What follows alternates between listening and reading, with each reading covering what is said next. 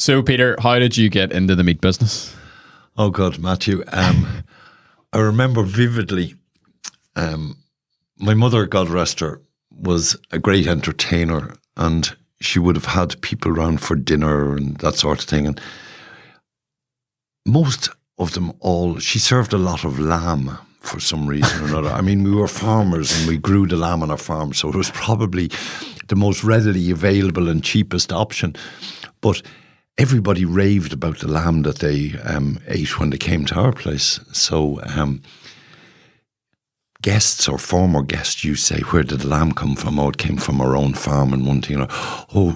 Could we get some? Could we buy some from you and one thing? And I remember one Sunday morning breakfast after they'd had a dinner party, and my mother touched my father and said, darling, the next time we're killing some lambs for the freezer, my sister Arlene would like a couple and my friend Hannan would like a couple. And he looked across the table at her and he says, sweetheart, I've enough to do without doing So anyhow, whenever he left to go down to the yard, she said to me, sweetheart, the next time we're doing lambs, just 6 for ourselves and 6 for somebody else. And one thing in her. So anyhow, I got the 12 lambs and put them to where they were to go and one thing in her. And my mother, when everybody got their lamb, she said, just keep doing that, sweetheart. So by the time I was 12, I was slaughtering about 20 lambs a week for people's freezers. And, an average man's salary at that stage was probably 25 to 30 pounds. And I was knocking £100 a week after slaughtering these lambs. So I had a very, very clear vision early on as to what I wanted to do. And I couldn't wait to get out of school, to get into the meat trade. And my father was quite sceptical about it. He said, no, you need to go to university. The Hannan's veterinary would be for you and this, that and the other.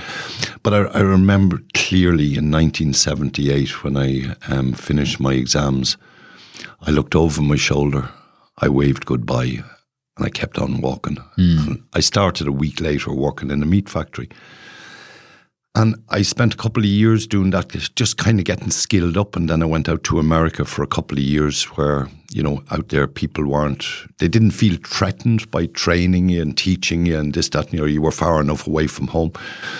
And then I came back and I got an opportunity to run a meat factory that was in probably bother at the time. There was no risk because it was going down and we managed to save it. And all of a sudden, you get a reputation of somebody being able to do something good, and the opportunities come then. So yeah, I was in the meat trade from I was sort of 17, and then I spent sort of 12 years working with other people. Seamus Purcell and Peter Queally, God rest them, and one thing, are both very, very eminent people in the industry. And then in 1989 we decided to do it ourselves, and we've been doing it ever since. We know nothing else, so it's a good job we can do it. I love how your mum accidentally kind of created the ultimate luxury product pipeline, where it's like throw a fancy party, get people to sample the goods, and then sell them on the back end. It was so easy because I conducted it the whole way through boarding school. I mean, things were very different back then, but I never attended school on a Monday. I bought lambs and then they went to the abattoir, and my mother would have rang the college on a Sunday evening and told me how many, she had taken orders for during the week. And my father never knew until I think it came out one Sunday over lunch when I was in my sort of early mid-20s, and he let on that he knew, but he hadn't a clue. That's hilarious. My mother had nurtured it the whole way along, and you get into things sometimes by accident, but my father was a very good farmer. We produced very good livestock, and I got a loving and a liking for it from a very early age. So it was always going to be something connected with agriculture. I didn't really want to farm.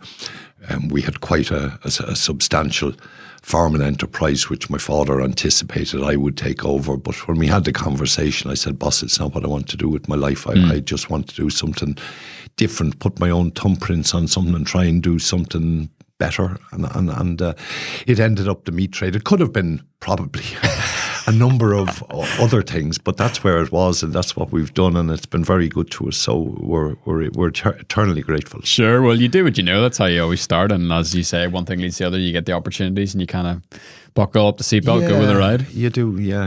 It's quite often it's not planned. It evolves, and my life has been very much evolution. We don't plan things that terrible far ahead. We just try and do the right thing and see what pops up, and then just continue to row the boat. That's kind of. What part of America did you go to? Primarily Illinois, Chicago, all right. That sort of thing. That was, the meatpacking houses of Chicago were sort of where the nucleus of. And what was that like to go from over here to there? Like, I'll never forget. It was the 6th of January, 1979, and I was 19 years of age, and I was landing into Chicago, and we were down very low because we were underneath a sort of a snowstorm. When you're that far away from home and you're that young, I had been to boarding school, so I was quite independent and one thing, but you could see down, and it felt like we were flying over the city or Illinois for like half an hour, which is a long time in an airplane. And I remember vividly thinking, there's 5 million people down there, and I don't know one of them. And, look, people treat you the way you treat them. I suppose I arrived with two things, manners and respect.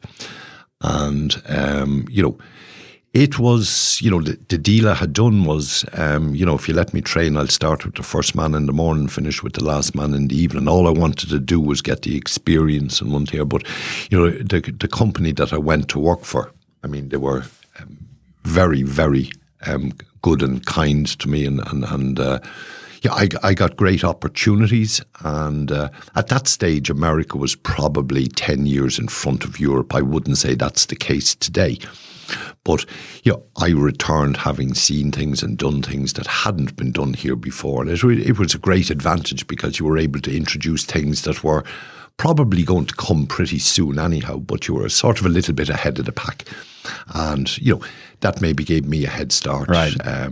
So you came home with profit. I came home with profit. I brought what was to, keep me in sustenance for the time that I was there. But, I didn't anticipate being paid, and then they paid me pro rata to what I was doing, and they gave me opportunity, and they paid me very well, and that sort of thing. I enjoyed it. They wanted me to stay there, but it was always the plan to come home. I went to America and had a couple of wonderful years in it, but it was always the plan to come home. Right. I never wanted to stay over there. So and you said one of the main motivators for leaving was because home was quite territorial in the industry, and maybe there was a bit of fear. I don't want to train this young guy up because maybe he's going to do X, Y, and Z. Well, that always exists. Sometimes we don't recognise it, but there's always that sort of thing lurking there where am I going to train somebody up to be better than me in one thing? Or, when you go far enough away from home, you remove that. Right. It's just not there. And the reason I went there is they were probably world leaders at the time. Either North America or South America would have been ahead of where Europe was. And, I got an opportunity there. My uncle was the Consulate General from Ireland to America at the time, so getting a visa wasn't a difficulty. And, I got a 2-year visa, and I went and made the most of the opportunity, which I was very grateful to get. And that was the foundation and one thing. And I've loved every day of it. The meat trade is a very, very difficult, tough business to be in. You're dealing with a product that you don't know what it's going to cost. You don't know what you're going to sell it for. It's a perishable product. And it has been a rough and tumble trade by reputation, from Noah came down the Cur.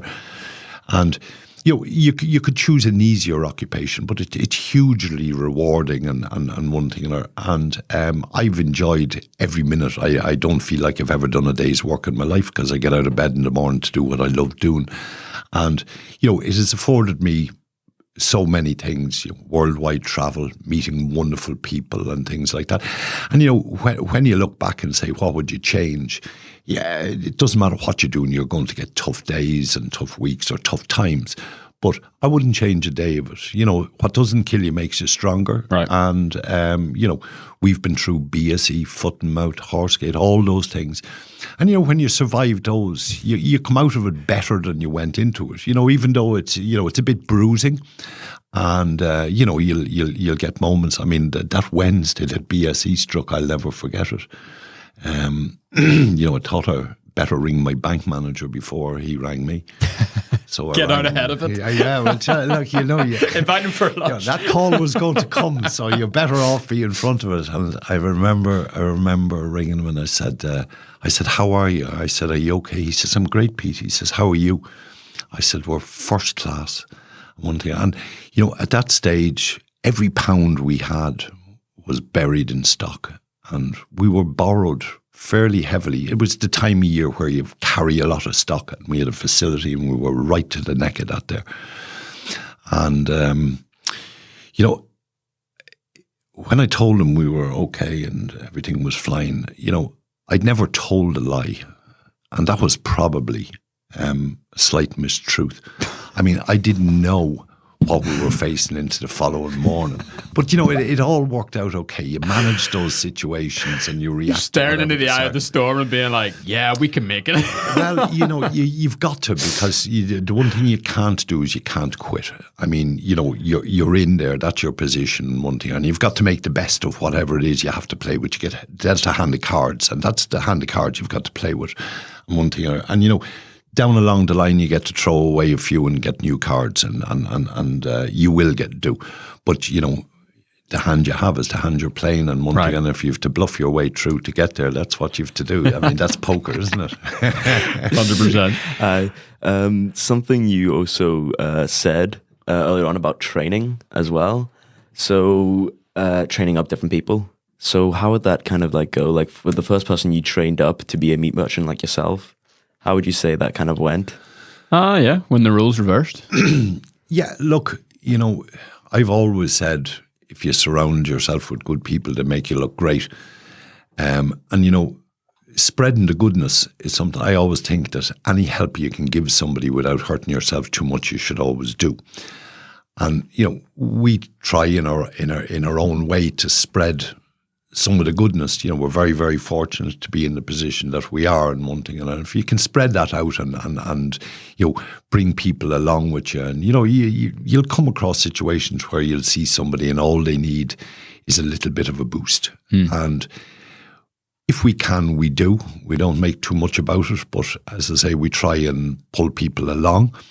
And you know, paying forward is a good way to work in life. You know, if you bring somebody along on one thing or another, and you need a turn, or you need them to help somebody, you know, that's kind of a given. And you know, look, we always try and work like that. You know, life is all about people.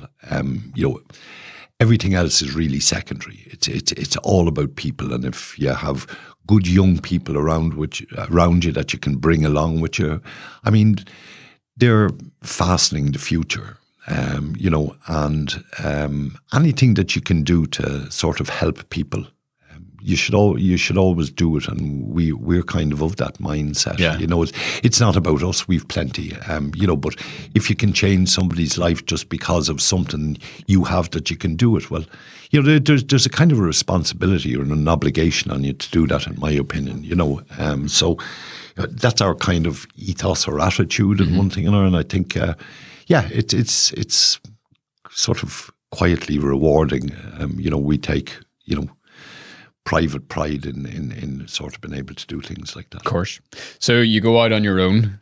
What was that like? And we know what were kind of the early years of setting all that up. Yeah, because it's different whenever you go out under the covering, and all of a sudden it's just you standing out there in the cold.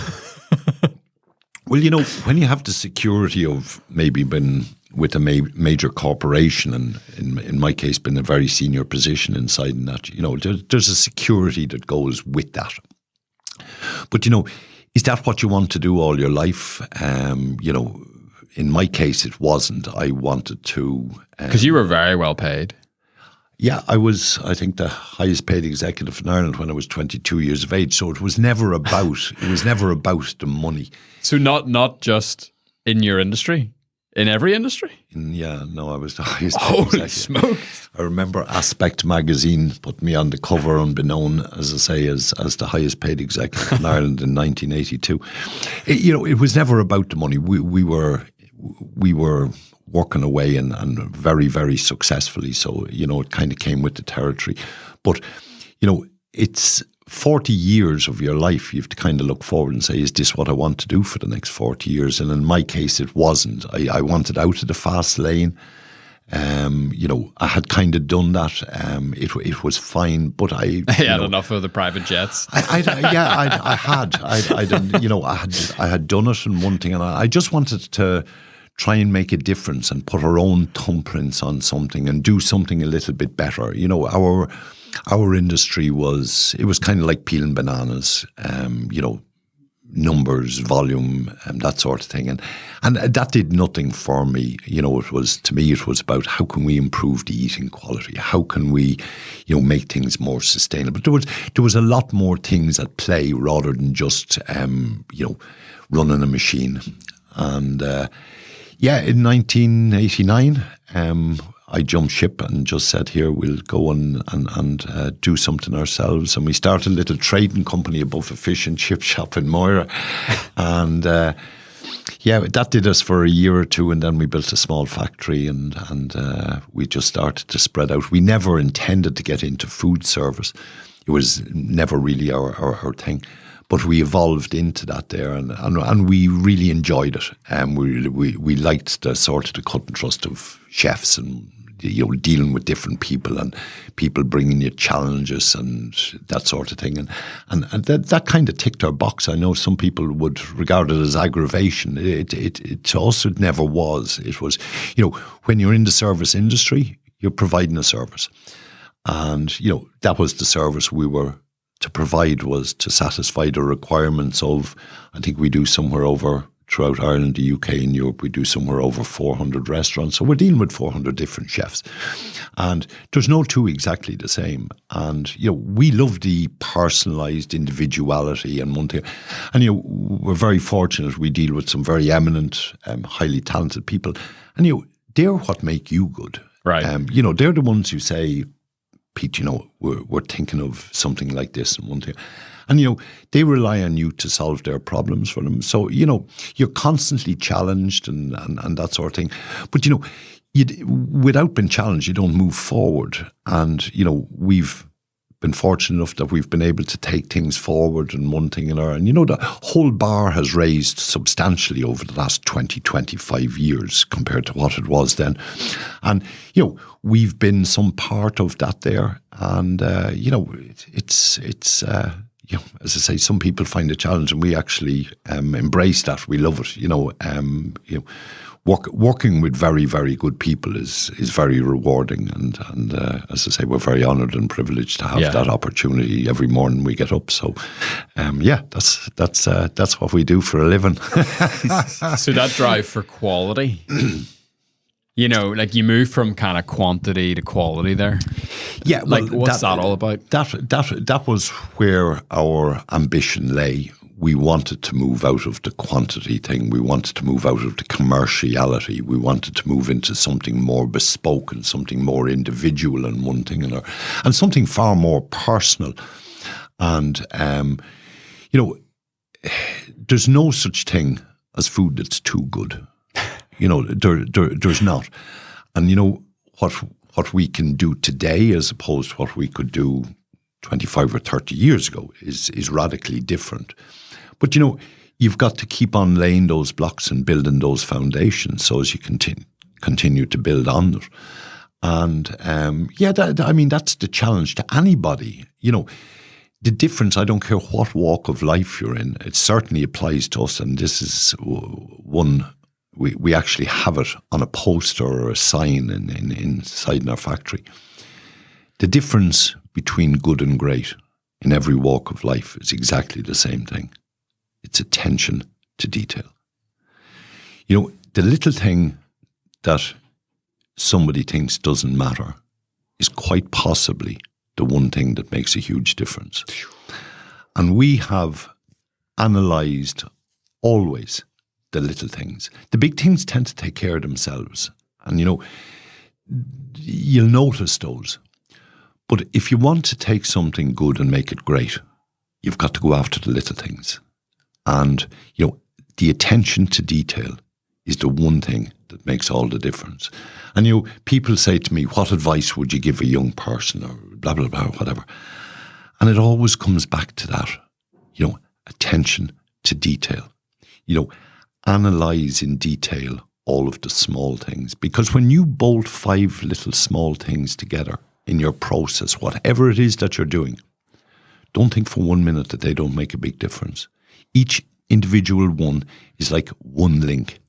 But when you put 5 of those together, now you've got a chain. And that chain, your chain, is the one that makes the difference. There's a short for you right there, Oscar. I've already noted it down. Now, something you did say earlier about meeting a bunch of different chefs and all that across the world.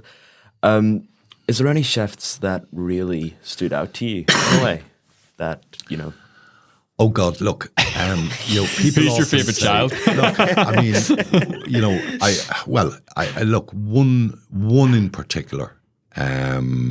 Shines. God, we deal with so many wonderful, unique, and highly talented people, and I don't want to drop names because if I do, there will ones that I want to say and I won't have. But one that I'm very, very happy to say was. It's back about 15 years ago, and a great friend, long-time client, and tremendously talented individual. Most people will know him as a household name, Mark Hicks. And Mark had been running a huge empire for somebody else in London, and had gone out on his own and opened this restaurant in London, down beside Smithfield Market.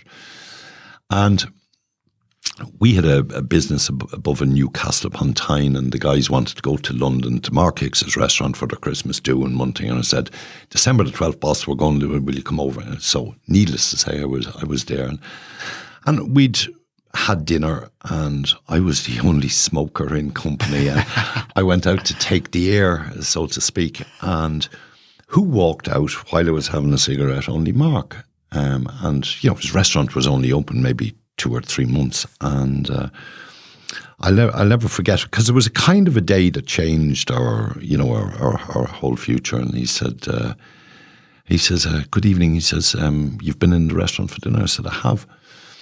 And he says, everything all right? And I said, And you get to a junction and you it's a crossroads, and you kind of think, the easy thing is just to go straight on and say, yes, everything was lovely, thank you. He had no idea who I was, obviously. I knew very well who he was. And I just thought, oh God, I can't be arsed telling him, just waffle. I said, you have a very, very nice restaurant, but I said, your meat could be better. And I thought, oh God, I've insulted the man. And he looked over and he looked at Smithfield Market and he said, do you see over there, that's the biggest meat market in Britain. And he says, I'm within 100 yards of it. And he says, I can't get the meat that I want. Wow.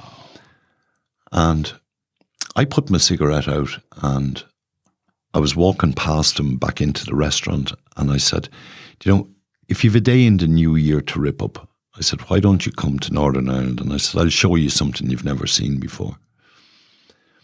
And he whipped a card out of his pocket like a shot.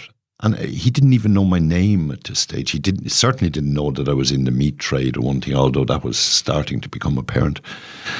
And he said, you will call me, won't you? And I said, no. I said, I've told you I'll call you. So I said, that will happen. I said, whether you decide to come or not, I said, that's entirely up to you. So in the middle of February, one Saturday evening, I just dropped an email and just said, you maybe don't remember me. I'm the guy who told you your meat wasn't wonderful outside your restaurant in December. But if you're still up for coming to Ireland, give me a few dates that work and come on over. So within 10 minutes, I had a response, and he said, can I come for 2 days? And I said, you can come for as long as you like. And one thing. So The following day, his PA rang me, and we lined it up, and he came over, and we showed him what we were doing and this, that, and the other. And he said, I'm leaving him off at the airport. And he got out of the car, and he said, I've had a wonderful time, he said, and I've good news and bad news for you. And I said, oh, okay. I said, well, you don't know me well enough, but I said, I'm bomb-proof. So I said, you're going to hit me either way, whatever way you like. And he said, last night I ate the best steak I've ever eaten. I said, I'm hoping that's the good news. But I said, how do you follow that with bad news? And he said, the bad news, he says, is you're my new meat supplier. And I said, Mark, I said, look, I didn't bring you here to sell you anything. I said, I can't give you the service that I would want to give you just right now, because I said, the logistics chain isn't in place. But look, I said, maybe sometime in the future. But I said, look, I can help you. I said, I know people who will be able to supply in the UK, blah, blah, blah. And one thing. So anyhow, we became very good friends. We went fishing together and things like that there. And he introduced us to an enormous amount of wonderful people. And, our business started to thrive in one thing and another. And about 2 years later, things changed, and he rang one evening looking for something, and I said, I can send you that. And he said, he says, well, then you can send me the beef as well, can't you? And we opened 8 restaurants together in London, and, it was just one of those, if you mark down a time in your life that, one small thing changed a lot of things, that would be one of the things that would be, a marker in our time. And as I say, subsequently, when you were good enough to supply Mark Hicks, who is regarded as one of the most fastidious, precise, detailed people about sourcing and this, that. And when you were good enough to supply Mark Hicks, you were good enough to supply a lot of people. And, so many things came down our pipe as opportunities because of that, for which we were hugely grateful. But, we can trace a lot of them back to, people. And it is a network, within our industry. It's kind of stays in the industry, but everybody knows everybody, and you get invited to something and you meet somebody and then they come over and this, that, the other. So, we're very privileged. We deal with a lot of wonderful people on a day-to-day basis, a lot of them household names, and we've had a lot of people visit us in Northern Ireland and one thing and another. And Northern Ireland has made huge ground over the last 15 years. I mean, some of the things that were going on here that weren't recognised. The closet doors were open and all the things came out of the closet. I mean, you've wonderful artisan produce, you've wonderful, the raw materials that we have here. And, they have made huge inroads in the last 10 or 15 years, and they're getting a worldwide reputation, which is just fabulous for everybody. And the same as it is within that network, I say there's a network here that works, and we all try and help each other and introduce, cross-pollinate and introduce to others and one thing. And the future success of business is not in individual things, it's about collaboration. I can only do so much. And then when I pass it on to somebody else, they have to do their bit and one thing or another. So, it's all about collaboration. And, this thing of, shrouding what you're doing and one thing and another, as I say, it's probably not the right way to do it. You're better off, as I say, surround yourself with good people, associate with good people and collaborate with good people.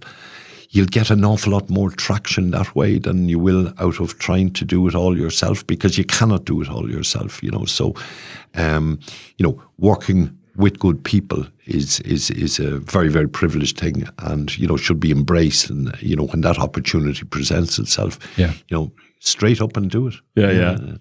That attention to detail. So one of our first interviews was about 7 years ago with Michael Dean. And at that time, we were wetting ourselves to have the chance to sit down with Michael, because we had, nothing. We hadn't talked to anybody. And he took us in the restaurant and we brought the cameras. We're like, make sure the cameras are working. And we were all nervous, and he was, wearing his whites and everything. And I remember then, so your episode will be maybe like 360 or something like that. And I remember him telling me a story about you. Oh, God. And it always stuck in my head. So I'm glad I have the chance to kind of verify it. He says, you got to speak to this guy. His attention to detail is crazy.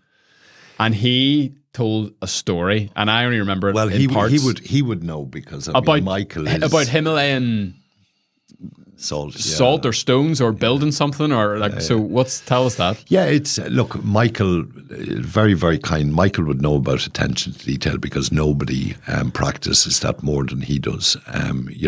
Michael's, nobody needs me to say. He's a tremendous individual, and has put Northern Ireland culinary on the map over. I think we started in business at the same year, I'm huge fan of what Michael does.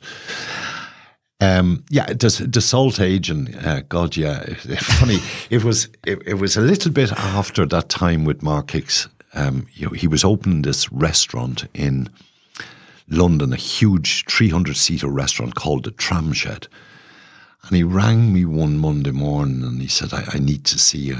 And I said, well, what do you want to do? He says, I'll come over on Wednesday. And I didn't know what he was coming over for. I knew he wasn't going bust or anything.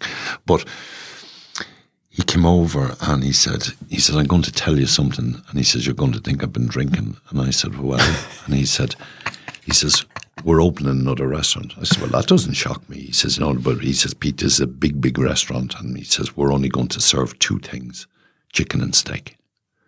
He says, what do you think of that? And I said, well, so long as it's very good chicken and very good steak. I said, I think that's nailed on. I said, I think that's great. And he says, well, if the chicken's sorted out and the beef is your problem. So I started to tell him about stuff that we had been working on for probably 7 or 8 years, was a dry aging process involving the use of Himalayan salt. And, people say, what is it? It's a process that provides the perfect environment in which to age beef. And basically the salt is purifying your environment and things like that there, and bringing a lot of properties to it that aren't normally there. But I was telling him about this, and same thing, we got to the airport and he said, look, what about this salt beef? I said, Mark, it's not salt beef. In Ireland, salt beef is corned beef, it's salt aged beef. Yeah. But he says, can we have that for the restaurant open? I said, how soon is it open? He says, oh, I think this was maybe May and he was opening it in November or something like that, in time for Christmas anyhow. And I said, look, okay. I said, I'll get to work on it. And I said, I'll stay in touch with you in one thing. And so he was walking away and he turned around and he says, I'll come and lay the last brick in it for you. And I said, why don't you get on that bloody plane? I said, and get off this island. But anyhow, we set about trying to find somebody who could provide us with a quantity. We needed about 5 ton of salt bricks to build this first chamber. And we came across this little man who had a food-grade salt mine in Pakistan. Now, this sounds like something out of a fairy tale, but this is how it worked. So we got in contact with him, and he didn't want to entertain us because we needed the salt. He wanted to give it to us in big lumps. And we said, no, it has to be cut. It has to be in bricks. And one thing, no, I can't do that. And it'd be too expensive and one thing. And we said, well, look, it's not about the expense. Can you do it? And one thing. So he came back a few days later and said, okay, I can cut the bricks and one thing. But he says, I need your money up forward.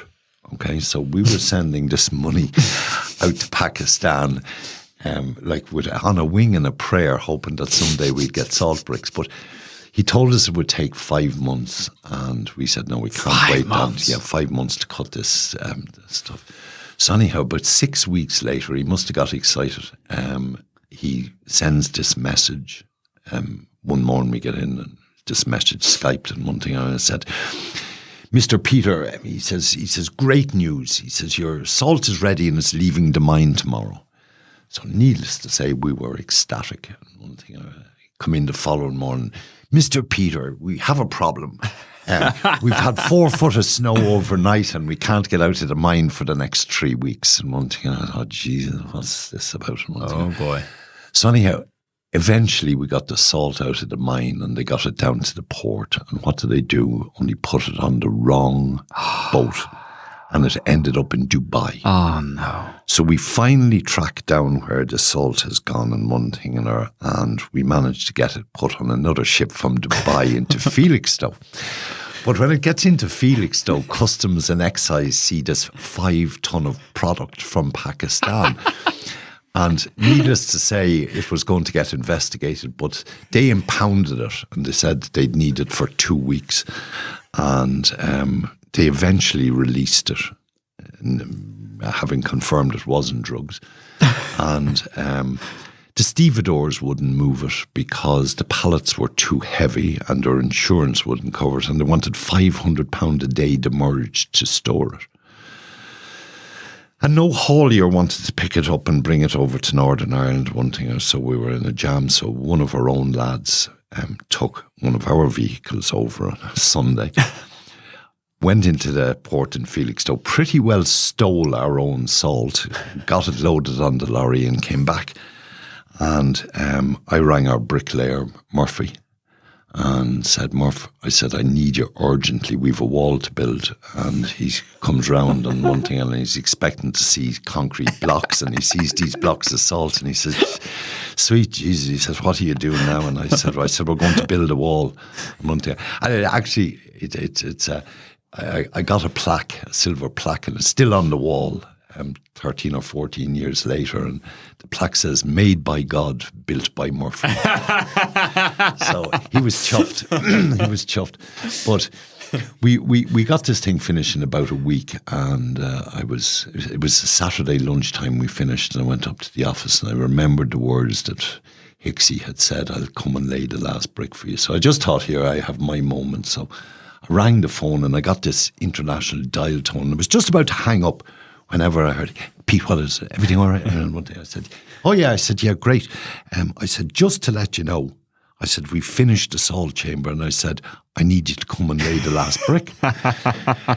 So he says, I'm in Dubai on my way back from Eat Australia. But he says, I'll see you soon. And the phone went dead. So anyhow, I hadn't time to tell him. I was winding him up on one thing, and I'm waiting to try and contact him when the flight landed into Heathrow. But I couldn't get through. And the next thing he rings and he says, I'm on an Aer Lingus flight here. He says, I'll see you in about an hour and a half.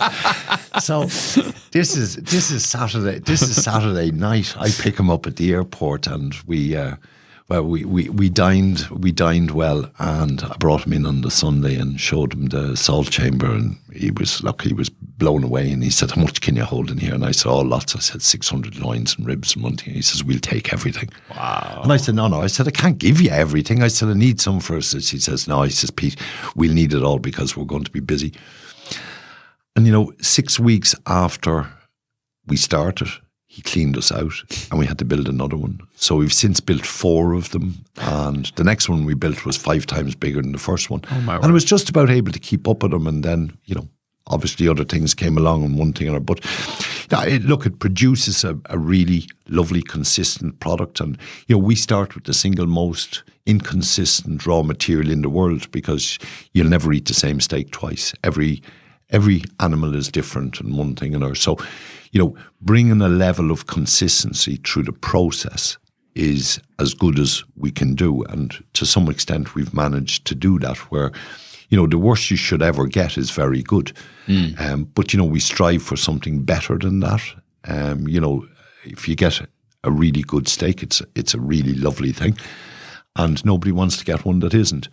So, we're constantly tweaking and working away. And as I say, it's that attention to detail again. And if you can make, if you're looking for 2 or 3% and it's in it, you should be trying to squeeze that 2 or 3% out of it, to try and, all we can claim is we make it as good as it can be. And then it's back to your raw material and that sort of thing. But look, it works well. And, that's why we get up in the morning to do. So switching gears slightly then for the business owner listening, because you, as well as your success in the meat industry, you've bought or invested or helped out dozens and dozens of businesses yourself.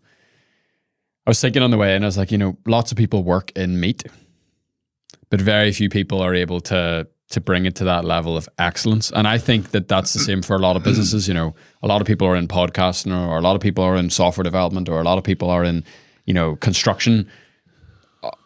How do you take it to that higher level?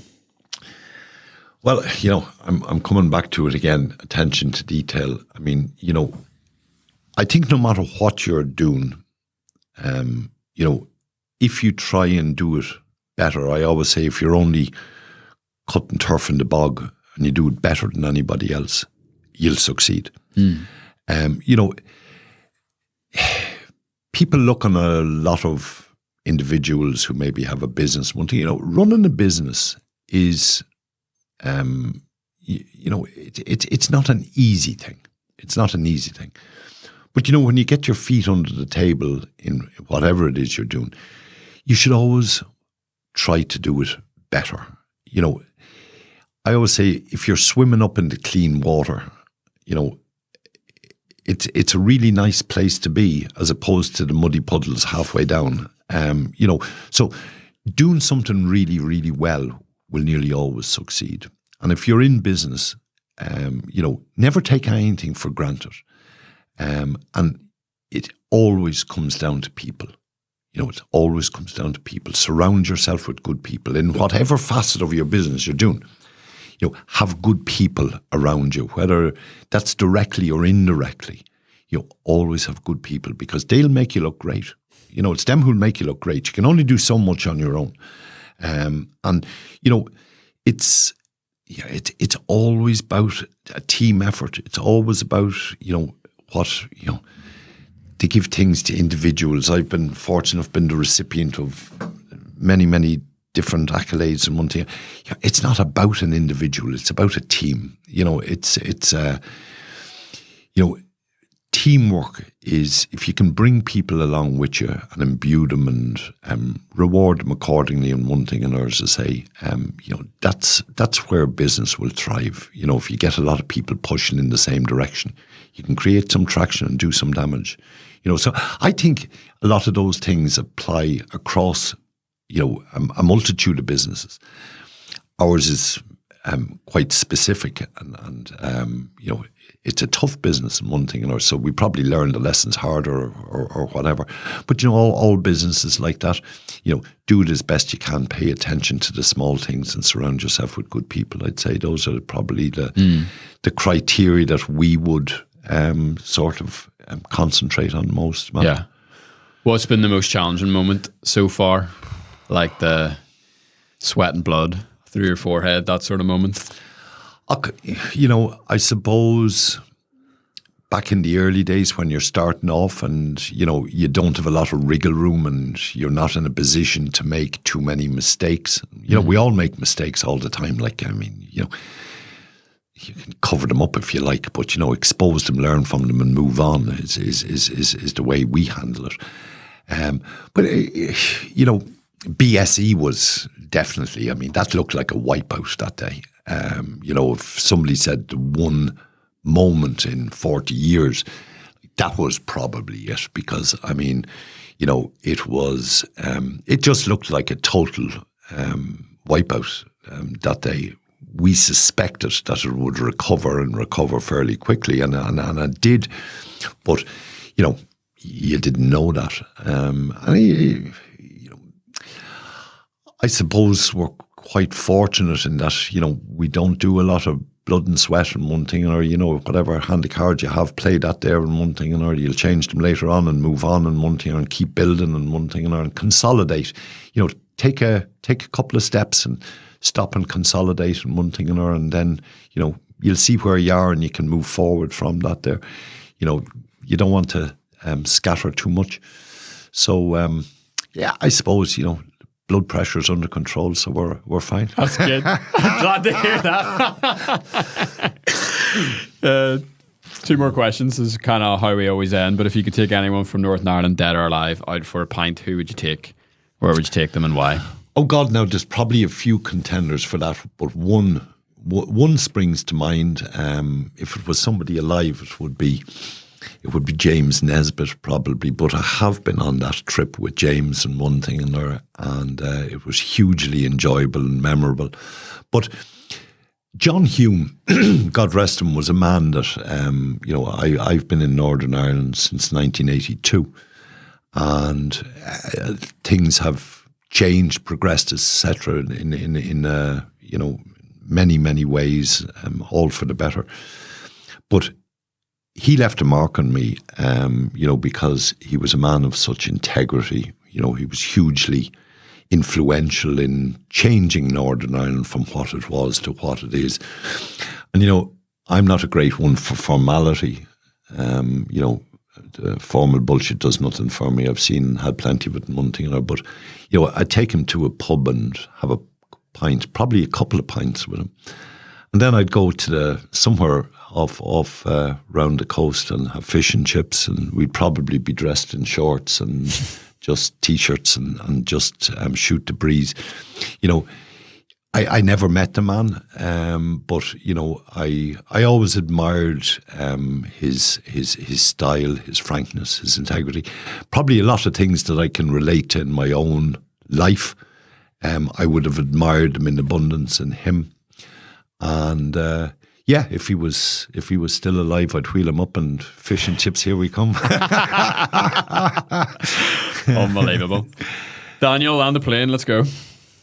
All right. So you said earlier about giving advice to other people.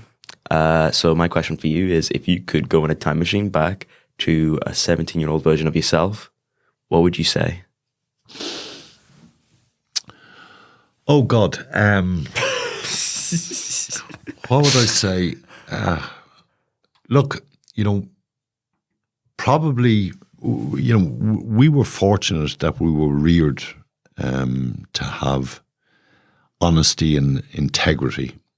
And I'd say in modern day business, they are two of the things, transparency, integrity, and honesty. Modern day business works with those qualities. And, you go back 40 years, there was a lot of fly-by-night stuff. I'm not saying it's as straight as an arrow today in the world. It's not. But, those are qualities that you have got to adhere to in your business. Those things are paramount. Those are foundation stones. Because if you don't have those, your foundations aren't solid. But if you have those as pillars in each corner, you have something proper to build on. And it's almost a requirement of business today is, how you run it, how you look after people, how you, conduct yourself. And when I was 17, those things weren't necessarily the same pillars, but they would be what I would say to myself, that if you're going to go forward in business today, and I was 17, I would have one of those in each corner, and I would build off those foundations, because without them, you're not rock solid. But if you have those things in there, and it might mean sometimes that the road is a little bit longer, but you'll be better off for having travelled that road than any of the B roads. You're kind of on the motorway if you have those there. Yeah. So I would say those are absolute essentials. Brilliant. Peter, thank you for your time. Loved it. It's been lovely to be here, Matt, and thank you very much. As I say, I hope you hadn't much trouble enduring it.